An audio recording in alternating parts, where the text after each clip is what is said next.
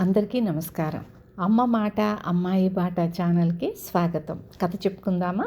పంచకళ్యాణి. బ్రహ్మదత్తుడు కాశీరాజ్యాన్ని పరిపాలించే కాలంలో ఒకప్పుడు బోధిసత్వుడు ఉత్తమ జాతి అశ్వంగా జన్మించాడు. అది రాజుగారి గుర్రాలలోకెల్లా ప్రధానమైన పంచకళ్యాణిగా ఎంచబడుతూ ఉండేది. అందుచేత దాని పోషణ, అలంకరణ ప్రత్యేకించి రాజటీవీ ఉట్టిపడేటట్లు జరుపుతూ వచ్చారు. రాజుగారి గుర్రాలలో ముఖ్యమైన ఆ పంచకళ్యాణికి 3 ఏళ్ల నాటి ప్రశస్తమైన పాత ధాన్యాలతో ఆహారం తయారు చేసి పెట్టేవారు. దాని ఆహారం మామూలుగా అన్ని గుర్రాలకు మోస్తరుగా కాక 1000 మొహరీలు ఖరీదు చేసే ఒక బంగారు పళ్ళెంలో పెట్టేవారు. అది మసిలే శాల గుమగుమలాడుతూ పరిమళించేది. ఆ శాల చుట్టూతా ఆకర్షణీయమైన తెరలు వేలాడుతూ ఉండేవి. పైన బంగారు పువ్వులు చెమికి వేసిన అందాల చాందిని కట్టబడి ఉండేది. 4 గోడలకు సువాసనలు విరజిమ్మే రకరకాల పుష్పజాతులు అమర్చబడి ఉండేవి. రాత్రింబగళ్ళు ఆ శాల అగరుబత్తుల ధూపంతో, సుగంధ ద్రవ్యాల పరిమళాలతో వెలిగిపోతూ ఉండేది. ఇటువంటి ఉత్తమమైన అశ్వం గల కాశీరాజును చూస్తే ఇరుగు పొరుగు సామంతరాజులెవళ్లకు అంతగా ఇష్టం ఉండేది కాదు. ఒకప్పుడు 7 సామంతరాజులు ఒకటిగా చేరి కాశీరాజుకు ఇలా రాయబారం పంపించారు: మీ రాజ్యం మాకు అప్పగించినా సరే, లేకుంటే యుద్ధానికి తయారై వచ్చినా సరే అని.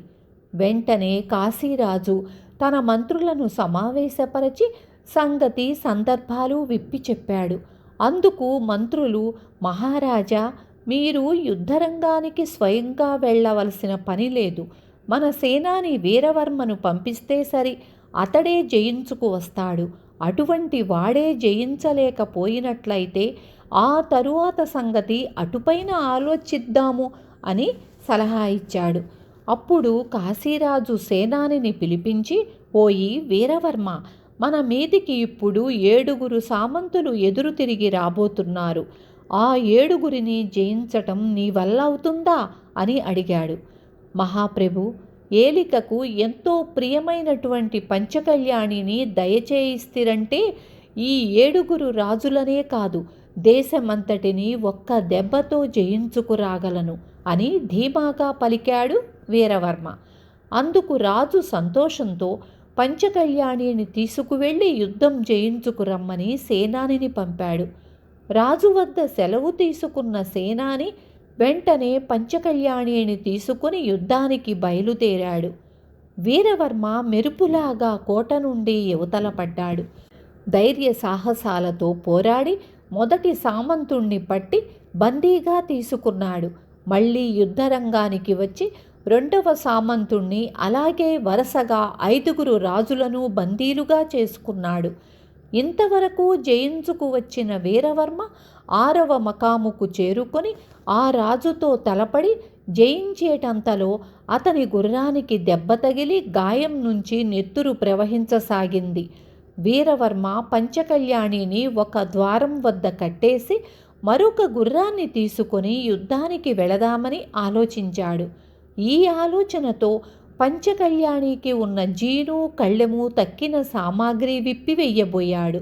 అప్పుడు పంచకళ్యాణి రూపంలో ఉన్న బోధిసత్వుడు సేనాని చేస్తున్న పనిని కళ్ళు విప్పి చూశాడు. అయ్యో వీరుడా, ఎంత అమాయకుడవు! నాకు దెబ్బ తగిలిందనగానే మరి ఒక గుర్రాన్ని తయారు చేసుకుందామనుకుంటున్నావు. 7వ మకాము భేదించి 7వ సామంతరాజును పట్టి ఇవ్వడం ఆ గుర్రానికేం చేతనవుతుంది?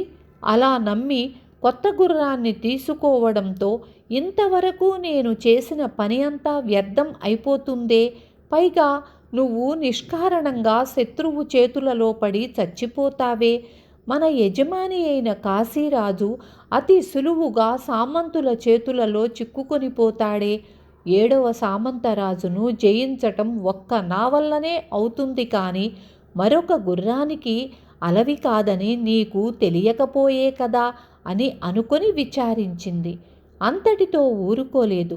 దెబ్బ తగిలి అలా పడిపోయి ఉన్న ఆ పంచకళ్యాణి వీరవర్మను దగ్గరకు పిలిచి ఇలా చెప్పింది.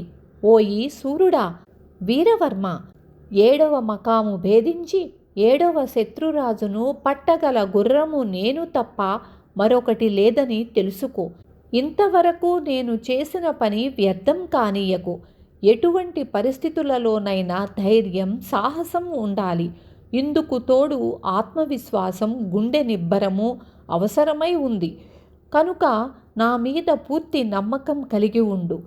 దెబ్బ తగిలినంత మాత్రాన నన్ను విడిచిపుచ్చకు. గాయం తగిలిన నా కాలుకు వెంటనే కట్టుకట్టి బాగు చెయ్యి. మళ్ళీ నన్ను పూంచి త్వరగా యుద్ధరంగానికి బయలుదేరు అని అనేక విధాల బోధ చేసింది. తక్షణమే వీరవర్మ తన పంచకళ్యాణికి కట్టుకట్టి మళ్ళీ తయారు చేశాడు. దానిపైన ఎక్కి బయలుదేరేసరికి అది మెరుపులాగా మెరిసి చూస్తూ ఉండగా 7వ మకాము భేదించింది. వీరవర్మ 7వ సామంతుని కూడా బందీగా పట్టివేశాడు. వీరవర్మకే యుద్ధంలో విజయం కలిగింది. బందీలుగా పట్టుబడిన 7గురు సామంతులను సైనికులు కాశీరాజు ఎదుట పెట్టారు. పంచకళ్యాణి రూపంలో ఉన్న బోధిసత్వుడు అక్కడికి వచ్చాడు. వచ్చి రాజుతో, ప్రభు, ఈ 7గురు నీకు సాటి రాజులు. వారిని హింసించటం తగదు. వారిని కించపరచటం కూడా న్యాయం కాదు. నీకు తోచిన ఒక షరతు పెట్టి వారిని ఆ షరతుకు లోబరిచి వదిలివేయటమే సమంజసం. రాజా, ఉదారత కలిగి ఉండు. ధర్మబుద్ధితో న్యాయంగా రాజ్యం ఏలుకో అని బోధించగా భటులు వచ్చి గుర్రం వంటిపైన ఉండే అలంకారాలన్నీ తీసివేశారు. తీస్తూ ఉండగానే పంచకళ్యాణి రూపంలో ఉన్న బోధిసత్వుడు పంచత్వం పొందాడు. తరువాత కాశీరాజు ఆజ్ఞ ప్రకారం సమస్తమైన మర్యాదలతోనూ గుర్రానికి ఉత్తమ క్రియలు జరిగాయి. వీరవర్మకు గొప్ప గౌరవం జరిగింది. 7గురు సామంతులను వారి వారి రాజ్యాలకు పంపివేశారు. నాటి నుండి కాశీరాజ్యంలో బోధిసత్వుని ఇష్టప్రకారం న్యాయసమ్మతంగా, ధర్మయుతంగా పరిపాలన సాగుతూ వచ్చింది. విన్నారు కదా. రేపు మళ్ళీ ఇంకొక మంచి కథతో మీ ముందుకొస్తాను.